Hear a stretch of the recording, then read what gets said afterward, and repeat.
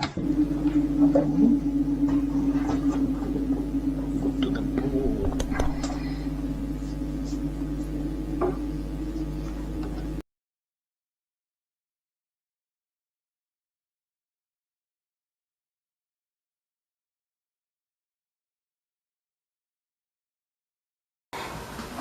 guys, it's Anna here. So in this video I am going to finally open my Himi Gouache, or it's kind of like Mia Gouache anyway. I had this for like since October, since my birthday, and I'm opening it now. It's January, so yeah. So I bought the pink one. I wanted the yellow one or the blue one, but I bought the pink one because it was so much cheaper. I don't understand why, because everything inside was like the same. It's the color that is different. So we have like this lid that you can use for mixing, and you have this extra palette for mixing, which is very useful. And you have like these containers with lots of gouache, hopefully, that won't be moldy or anything. So this is going to be like a messy process, I think, opening them up, but I will open them whole. Each container has like, oh my god, I can't even take them out. Oh my god. Each container has like this, the name and the code of the lot, which might be helpful. So here I am opening all the containers, and I needed like a little help from a palette knife, and now I'm kind of organizing the colors as I want, because they were kind of mixed, and I have like that OCD thing about colors being like in an order. So they are very creamy, they are very bright colors, very pigmented, and they are really filled to the top. So that was really cool. I also bought these pencils from Himi. Pencils, oh my god, these brushes from Himi, and they're very cool. This little set, it wasn't that expensive, and it has like 3 types of brushes that I like: the filbert, the square one, and the oval one, the round one. So I decided to make a little try. I tried out in a painting. I'm using like this Canson book, this sketchbook that is like, I think it's, let me just see, I have it here. It's Mixed Media Artist. The paper contains cotton. It's 300 grams. It's 185 pounds. So I drew this little bird from a reference photo I saw on Pinterest. I'm leaving the link in the description. And I made a little sketch. I scoop up a little bit of all you need is a little bit for this sketch. Is like an A5 size, and I mean, you really just need a little bit, so that that amount of gouache that is going there, that comes in the box, it's just huge. If it doesn't get ruined or damaged, because I've seen some artists, at least one that I follow, Hemrip, she had like a problem with the molds in her paints, and she had to throw them away, and that's just really sad. So here I was just doing a TikTok, so that's why I was kind of recording a few of the steps. And I love these brushes too. They're very good. They are soft, and they take on a lot of paint. They're beautiful, and I love that pastel blue. It's just amazing. And first off, I started with like a layer. I just wanted to take off the white of the page, because usually I used to do it in another way, but like I'm gonna start with the right color right here, and you have to layer a lot, and that's what makes the pieces beautiful and interesting. And so, and I didn't want to like just make an hyper realistic portrait of this, or a painting. So I just went bold, like doing the color. Of course, I kind of looked at the photo, but I mean the bird is not green here, and I made a green underlayer, and it's not a problem because he's in around a tree and bushes and whatever. So there must be green reflecting in from his feathers, and it's not a problem, and it looks cool. And it's about the values, like I always say in my videos. It's really really about the values. And talking about values in gouache, there is a little bit of a pain. um First of all, this palette is like pink, and the other ones were like blue and yellow, and they're not white too. And you can obviously use a different palette, but when you're mixing in something that is not the color of your paper, there might be a difference. But all you have to do is like start mainly with gouache, because you can layer and layer and layer, and it's pretty opaque. So I mean, the mistakes won't be that visible, because you can correct them. It's like just like it's very forgiving. So what you have to have in mind is that dark colors tend to dry lighter, and light colors tend to dry darker, which is kind of a pain. It's a pain, yes. But and also, if the palette is not the color of your paper, it's going to be a little bit of a difference when you put it on paper.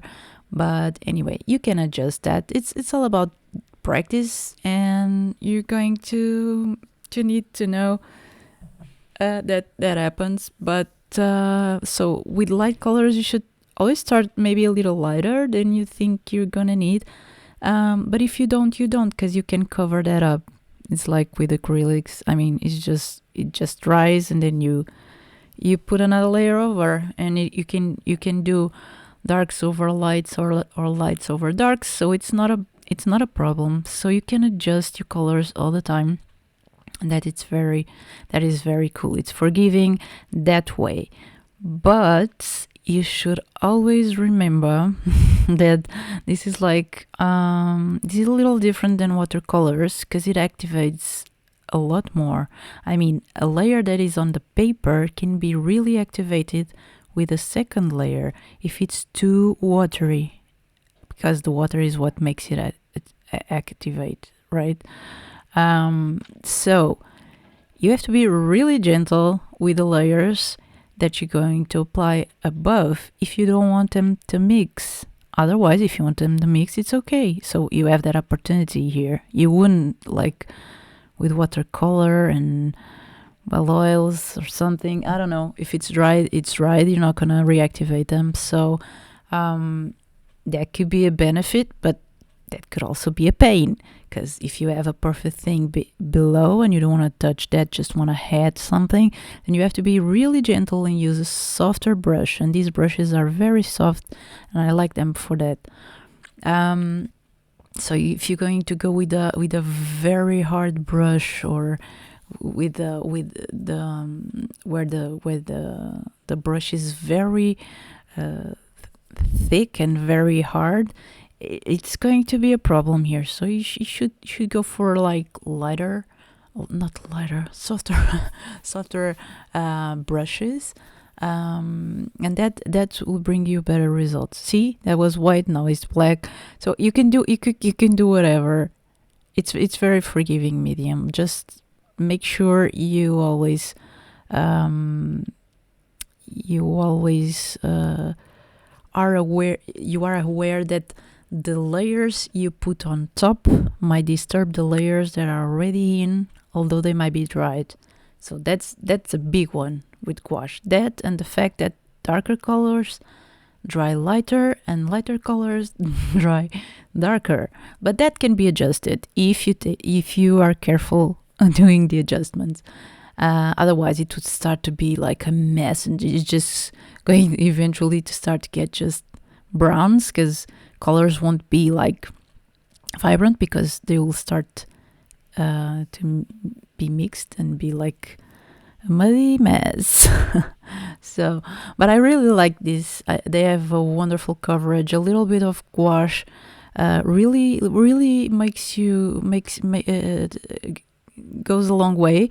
I really enjoyed doing this, and I'm not very used to gouache, and I haven't painted a lot in gouache, and I want to change that, of course. I'm always trying something different, and I I kind of like the look of the bird, but it is very different from watercolor or pencils, or I don't know.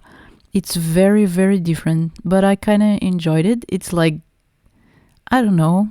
I can't even explain it.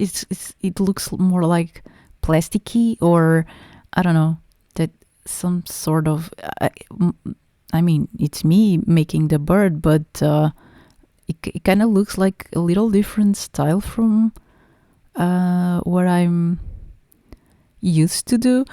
But anyway, I enjoyed this so much. It was really cool. I didn't finish this.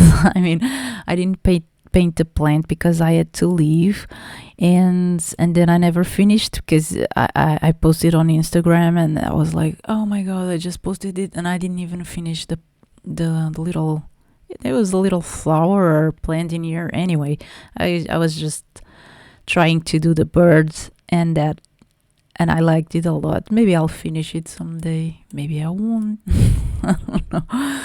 Anyway, so they are very cool, and I think I'm going to, well, I better, because I just bought tons of gouache, right? And I also have other gouaches that I would like to try. I only tried Arteza for to this point, and some of Giotto, but very old. I didn't even have a channel, probably.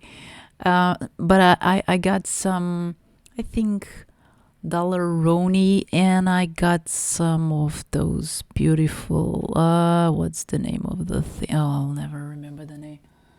And Holbein, I bought a set of Holbein gouaches. I mean, it's like the 5 ml set, a tube set, and I have a lot of colors there, but 5 ml is really not that much, but at the same time, you kind of don't need that much, and I believe Holbein gouaches are really good, even better than this Himi Gouache.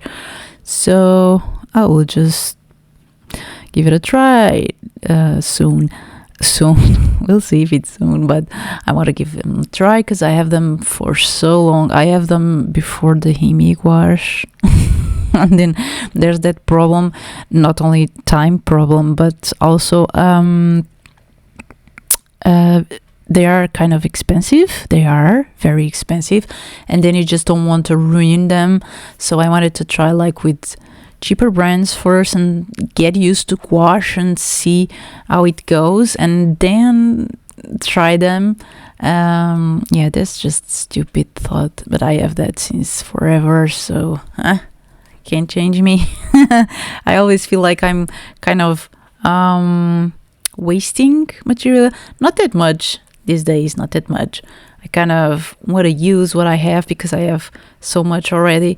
Because there was a time and I could not create. I wouldn't have time to create, or that procrastination was so strong that I could not create, and my skills were still getting. Now I'm at a phase where I do like my skills. I mean, they don't always come out. The things I do don't always come out like good work. It doesn't please me all the time, but they please me a lot of times. The sketches and the things I do.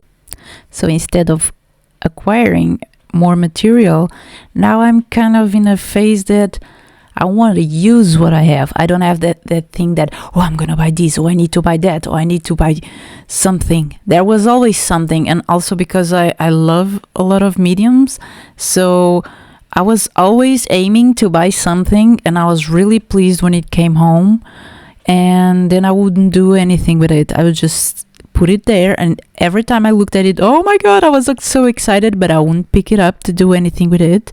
And I would go to a different medium, and oh, I have to buy this for that. And then I would I'm not in that phase anymore, so I acquired a lot of material, and now what I'm doing is I am using it. I don't care if it's cheap, if it's expensive. I am not young, and I need to start using them because I won't use them. I won't have time to use them if I don't start now, because I'm not getting younger, and I need to use them. That's why I bought them. I cannot procrastinate that anymore, and that's something I have been doing.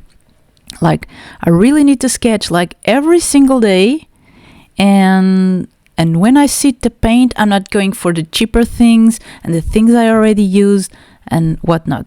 I am going to start using what I have. Good cotton paper, good watercolors, good gouaches.